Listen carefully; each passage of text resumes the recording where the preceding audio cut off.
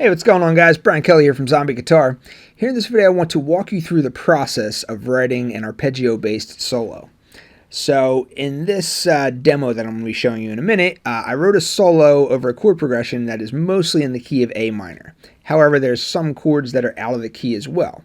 So there's a lot of chords that I'm soloing over, and it's very heavily focused on the arpeggio path. So I talked about this arpeggio path in the last couple weeks' lessons. I will post links to both of those below.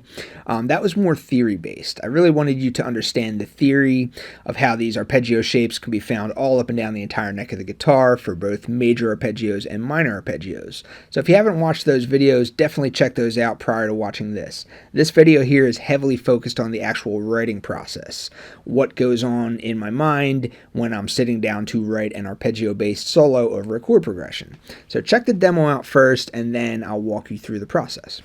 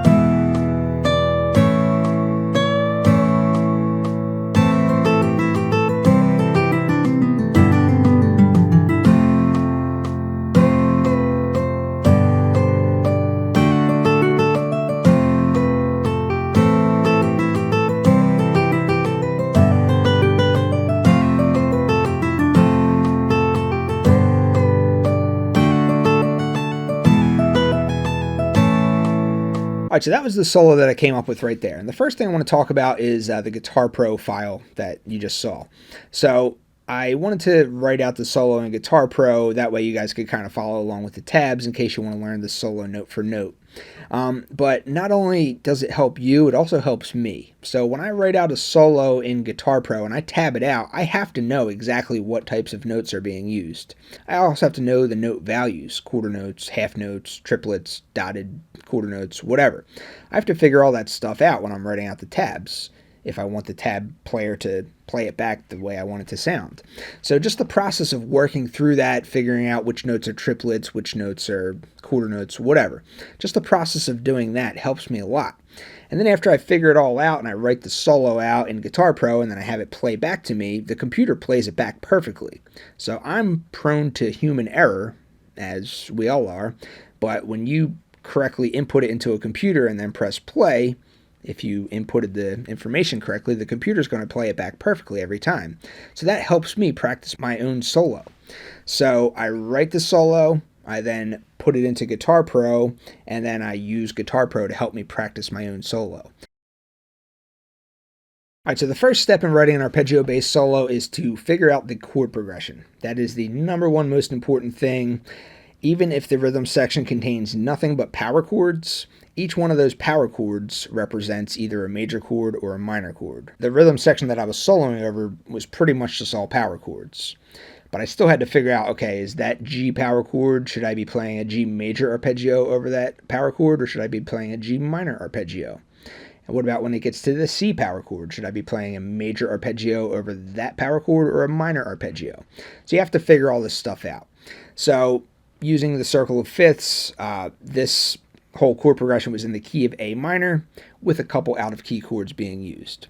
So your grouping of 6 lets you know what the in-key chords are for the key of A minor. So the chord progression I was using started out with an A minor chord, then it went to a G major chord, then a C major chord, then a D minor chord, then then an F major chord, and then it uses an out-of-key chord right here, which is an E major chord, and then another out-of-key chord, which is an A major chord. Alright, so all of those chords were in the key of A minor, as you can see on your circle of fifths within the grouping of 6, but then the E major chord and the A major chord were out-of-key chords. Alright, then when it got to the next part of the solo, it did this. It went A minor, C major, G major, F major again, and then G major, D major is out of key, and then back to the F major. Alright, so right there it used an out of key chord as well. So throughout this whole entire solo, we're in the key of A minor, but the out of key chords that are being used are E major, A major, and D major. Alright, so once we get to those chords, I'll tell you specifically what the thought process was for those, but just recognize that. So everything's in the key of A minor. You know which chords are supposed to be major, which chords are supposed to be minor, and then when an out-of-key chord is happening, you know when it's an out-of-key chord. Circle of fifths helps you out with all this. So once you know your key, and you know which chords are major within that key and which chords are minor within that key, and you also know which chords are not part of the key, once you have that stuff all figured out, then the next thing you kind of want to focus on would be timing. So I was playing one chord per measure most of the time.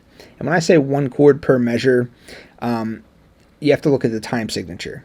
And if you don't know much about time signatures, don't worry. It's just a matter of counting. So a lot of times songs that you hear on the radio are in 4/4 time signature.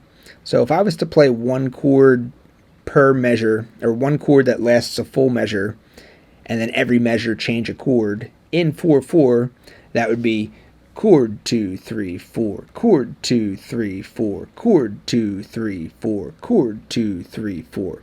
So that would be an example of each chord lasting a full measure in 4/4 timing. I wrote this in 3/4 timing just because I like the feel better. So I was still playing one chord per measure, but in 3/4 timing, each chord lasts for a count of 3.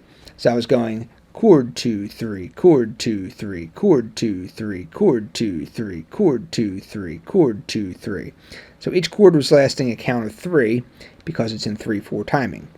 So that's important to know, because since one chord is lasting a measure each time, that's the amount of time that you have to fit a certain amount of notes in over that chord.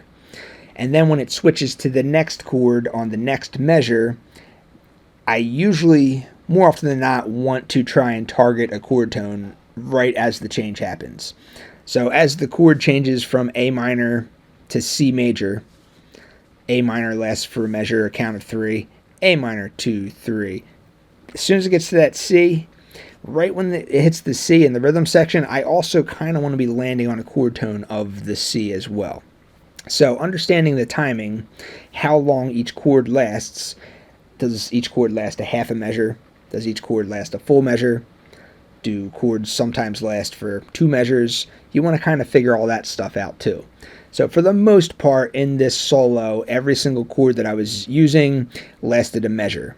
Sometimes I was playing chords that lasted 2 measures. And in the demo, you can just go and watch the demo and see when those chords occurred. But for the most part, it was one chord per measure. Alright, so the first part of this solo was A minor for 1 measure, G major 1 measure, C major 1 measure, D minor 1 measure, F major 1 measure, E major 1 measure, that's an out-of-key chord, and then A major for 2 measures. And then it repeated. So the chord shapes, the arpeggio shapes that I was using for each of those chords, I was using this shape for the A minor chord, this shape for the G major chord, this shape for the C major chord, this shape for the D minor chord, this shape for the F major chord, this shape for the E major chord, and then For the A major chord, I just kind of did an A major scale run. So I just happened to be right there. So I just did an A major scale run over that one chord. So that's just because an out-of-key chord was being used, so I switched up the scale right there. But for the most part, I was focusing on those arpeggio shapes. So the target note, and I try to hit this target note right at the same time that the chord change occurs. So right when it starts out with the A minor chord, I tried to hit this note. Alright, that's the note A that's found in this A major arpeggio shape. It then, as soon as it switched to the G major chord, I aimed for this note. Alright, it's on the same string. It's also found within the shape, this G major arpeggio shape right here. Then when the chord changed again to a C major, I aimed for this note. That was my target note that was found within that C major arpeggio. And then when it changed again, I targeted this note, which is part of the D minor arpeggio. Then I targeted this note, which is part of the F major arpeggio.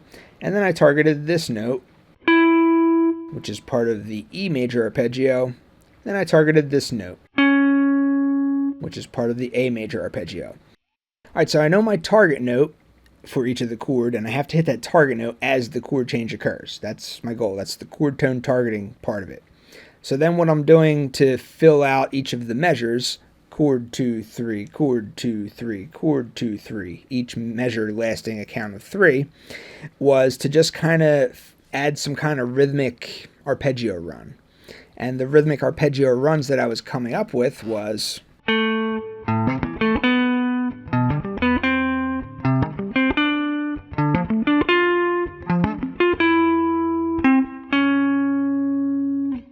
so that was my rhythmic effect. And I was using the arpeggio pathway of each chord that was occurring at the moment to make my run lead into the next chord. All right, then the next time around, I'm doing the same thing, but my target notes are up here on the B string now.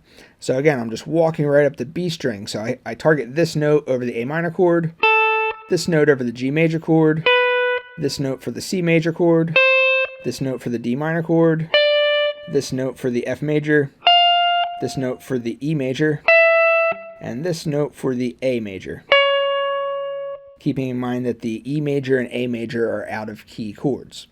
So the same process applies here. The same rhythm even applies here. So it's chord tone, dot dot dot dot chord tone, dot dot dot dot chord tone, dot dot dot dot chord tone. So arpeggios, they're all chord tones. But when I'm saying chord tone, when I say target chord tones, I'm saying I'm trying to hit these notes at the moment that the chord change occurs. So when I hit this note, the A minor chord is occurring right then. The second I hit this note, the G major chord is occurring right then. This note, the C major chord is occurring right then. So I'm timing these. Those are my target notes to land on as the chord changes are occurring. So this is my pathway for the A minor. As soon as I get to there, that's when the G major chord's occurring. And this is my pathway for the G major. As soon as I get there, that's when the C major chord occurs. And then I use the C major arpeggio pathway. As soon as I get there, it's hitting the D minor chord. So I use my D minor arpeggio pathway. Right there, I get to the F major chord, and I throw in a few extra notes here.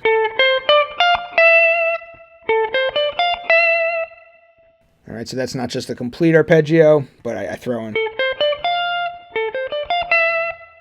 in enough notes so the timing stays consistent with the rest of the runs that I was doing. So I just happened to choose that. As soon as it gets there, it's on the E major chord. And right when it gets to that note, that's on the A major chord. So every time it lands on this A major chord, that's kind of something different. Since this is in the key of A minor, but the progression ends on an A major, the difference between an A minor chord and an A major chord is just one single note. The difference between a minor chord and a major chord is the third. The third of A minor is the note C. The third of A major is the note C sharp. So in order to kind of highlight the fact that this A major chord is happening, every time the A major chord occurs, I try to target that single note, that C sharp note, that one note that differentiates between A minor and A major. So when I finish up these runs, when I finished up the run the first time, I land on that C sharp note because that's really accentuating the fact that an A major chord is what's going on. Then when I get up here and I do the runs where I'm targeting the notes on the higher string, I get all the way up to here. Again, my target note is C sharp. That C sharp is that special note that's found in an A major chord but not an A minor chord. So that's a good note to land on. All right, so then we get to the, I guess you could call this the fast part of the solo. So all the same concepts still apply. You still want a chord tone target. And when I say chord tone target, I mean when chord 1 changes to chord 2, as soon as chord 2 is being played, you want to also be hitting a note of chord 2. Right at that same moment. That's chord tone targeting. So this is done just by knowing where your chord shapes are. So I'm kind of right here between the 12th and 17th fret during this part of the solo. So for the A minor chord, the nearby chord shape that I have available is this one. All right, so those are my chord tones of the A minor chord. And then when it gets to the C major chord, my nearby chord tones are here. When it gets to the G major chord, my nearby chord tones are here. And then when it gets to the F major chord, here's my chord tones. So you can find these chord shapes anywhere you happen to be on the guitar. It doesn't matter what chord you're playing. All the chord shapes are everywhere on the guitar. Just wherever you happen to be, you just have to find out which specific shapes happen to fall underneath your fingertips at that spot. And those were the chord shapes for those chords at that spot.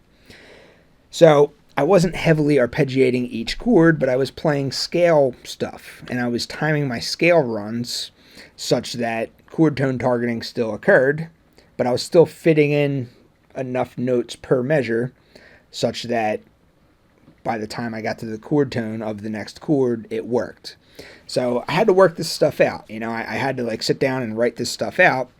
And what I came up with was these were mostly triplets. So we're in a time signature of 3/4. So 1 2 3 1 2 3 1 2 3 1 2 3. So you have 3 quarter notes per measure. 1 2 3. That's one measure. So for each one of those quarter notes, I was playing 3 notes. I was playing a triplet. That was the timing. So I was focusing, instead of focusing on the arpeggios, I was focusing more on the scale here. And the scale, since this is in the key of A minor, the scale that I'm focusing on is the A minor scale. So here's my A minor scale right here.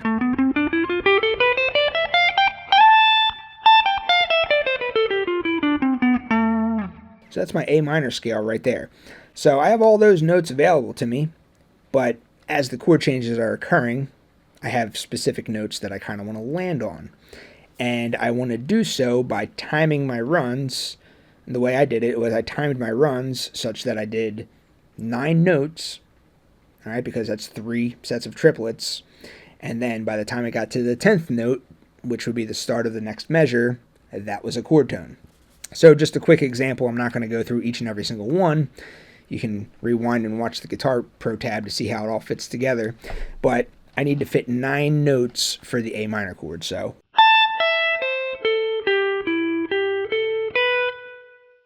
And then I get to here, and this is right when it switches to the C major chord. So, as soon as I get there, that's the 10th note. So these are all triplets. And I fit 9 more notes in before I switch again. 1, 2, 3, 4, 5, 6, 7, 8, 9. The timing that I was doing was just triplets. You could have used any other type of timing you want. You could use 16th notes, you could use 8th notes, you could use sextuplet notes if you're a really fast player. It doesn't matter. The point is you have to figure out how many notes are going to fit into a measure, and then your next, the first note of the next measure is going to be a chord tone. So that's the whole trick there.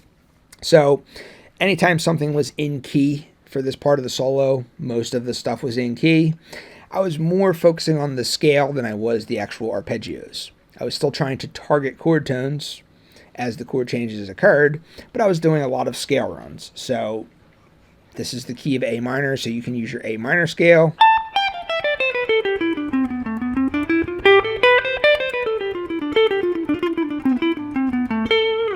So whatever you want to do, those are your available notes. So use those notes, target your chord tones. You don't have to arpeggiate everything. All right, so when it does get to an out-of-key chord, so an out-of-key chord means that it's out of the key. So if you're using the A minor scale to solo over the whole entire chord progression, and then this out-of-key chord comes along, you can keep using the A minor scale if you want, but number one, you're not really going to highlight that chord sound. Number two, you may run into some conflicting notes. You may hit a sour note. So once it got to an out-of-key chord, for in this example, the D major chord was an out-of-key chord, I switched my thinking from scales to arpeggios. So I was doing a lot of fast runs prior to this, timing it, chord tone targeting, but I was all in the key of A minor, so my scale was just A minor scale. As soon as that D major chord came along, I said, okay, this is an out-of-key chord. Rather than scale thinking, I'm now arpeggio thinking. So that's when I switched it to this. So here's your D major arpeggio in this area. So I really wanted to kind of emphasize that.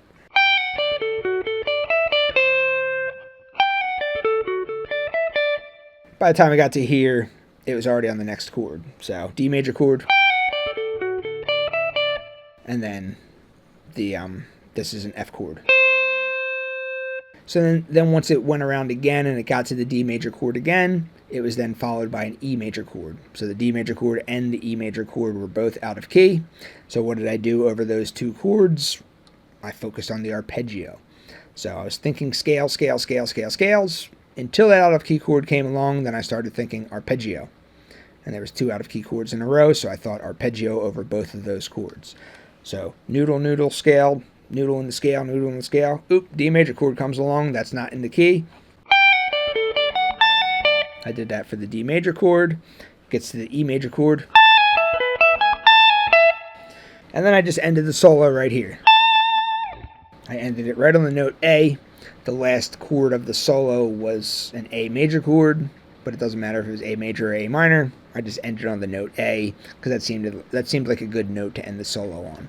So that's essentially the whole solo right there. So as I said, you don't have to arpeggiate every single chord. You don't have to arpeggiate any chords. You can just play scales the whole time. You can mix and match the two, which is kind of what I was doing here. But it's really up to you. That's the whole art of writing. It's, do I want to arpeggiate over this chord? Do I want to play scales over this chord? Do I want to... I'm just trying to give you an idea of the thought process here. So I started out arpeggiating each chord while chord tone targeting the next chord, such that I land on a note of the next chord as the next chord happens. So arpeggiate each chord tone target the following chord, timing it correctly. And then once it got to the fast part, I switched my thinking off of arpeggio thinking. I was like, okay, now I'm going to start doing some fast stuff. So rather than just arpeggiating everything, I'm just going to start playing the scale. The scale being the A natural minor scale, because we're in the key of A minor. So I was just playing faster stuff using the A minor scale as my pathway. Still chord tone targeting though. So within the scale, I want to land on certain notes as the chord change occurs, but I wasn't arpeggiating everything. But then once it got to an out-of-key chord, like once the D major chord came along, which wasn't in the key, then I said, okay, time to switch my thinking back to arpeggio thinking, and I arpeggiated the D major chord. Once it then switched back to all in-key stuff again, then my playing went back to just scale playing. Again, the D major chord came back around the second time around. I said, okay, this is an out-of-key chord. I'm going to highlight the sound of this chord. I'm going to arpeggiate that chord. That chord was then followed by another out-of-key chord. So I arpeggiated that other out-of-key chord too to highlight that chord as well. And then the solo ended on the note A. So that's essentially the process of writing this. So if you don't know how I came up with all these chord shapes, or if you don't know where I was finding all these chord shapes at, that's what the previous 2 weeks lessons were about. I posted links to those below. Those are more theory-based. This is more practical application-based. So if you didn't understand the theory behind this stuff, or if you didn't understand what I was doing, check those lessons out first. I think that's going to help out a lot. That's going to do it for this lesson. I hope you guys enjoyed it. Thanks for watching.